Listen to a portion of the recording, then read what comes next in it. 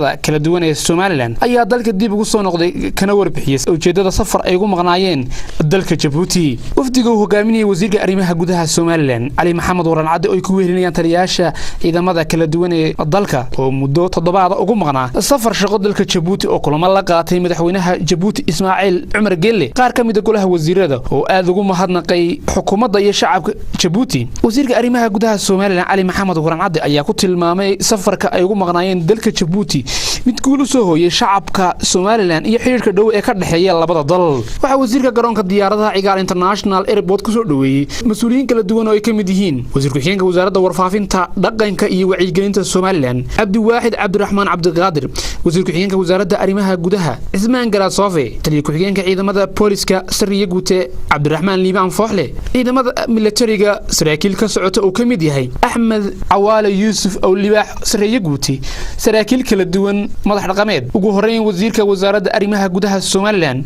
oo faahfaahin ka bixinaya ujeedada socdaalka ay ku tageen dalka Djibouti ay ku helinayaan taliyaasha kala duwan ee ciidamada dalka ayaa waxa hadaladiisi kamid ahaa dawladda Djibouti oo aan muddo imika usbuuca ku maqnayn sida wanaagsan ee la noo soo dhaweeyay runtii waxaanu gaarsiinay madaxweynaha Djibouti Ismaaciil Cumar Gelle fariin aanu ka sidno madaxweynaha Somaliland Axmed Maxamed Maxamuud Siilaanyo runtii nuxur badan xambaarsanayd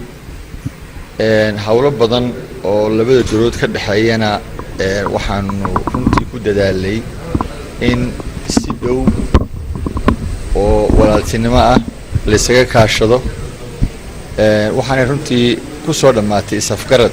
qiimo leh oo wanaagsan waxaan u tagnay runtii dad iyo dal aynu saaxiib nahay walaalanahay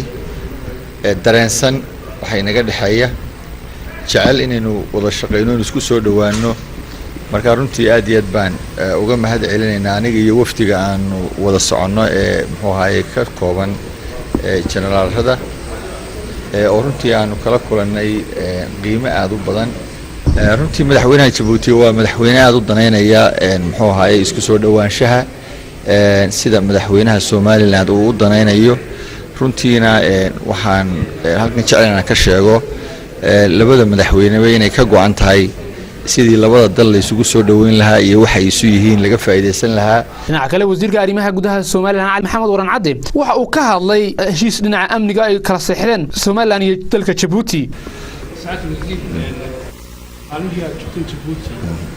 marka laga yimaado Djibouti loo yacada timaadeen dowladda Djibouti heshiis hor ma saacatay heshiiskaasi muxuu ku saabsanaa ujeedadiisu maxay tahay heshiiskaas waxa weeye sida imika aan sheegay sidii dadku isugu socon lahaa sidii loo fududeyn lahaa Hargeysa waxa weeyaan runtii meelaha waqtiyada xagaaga loo soo xagaabixay reer Djibouti yimaadaan waa dad isleh sidii arrimaha loo fududeyn lahaa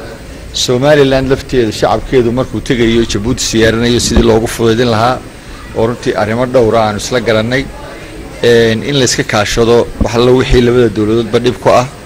in la fududeeyo hawlaha labada dal u dhaxeeya ayaanu kala seexanay runtiina si wanaagsan baan isugu afgaranay waxaanu tagnay si aad sheegtay loo yacado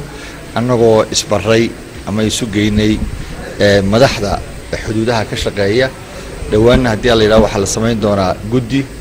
guddidaasoo la magacaabi doono si ay isaga kaashadaan hawlaha labada dhinac ee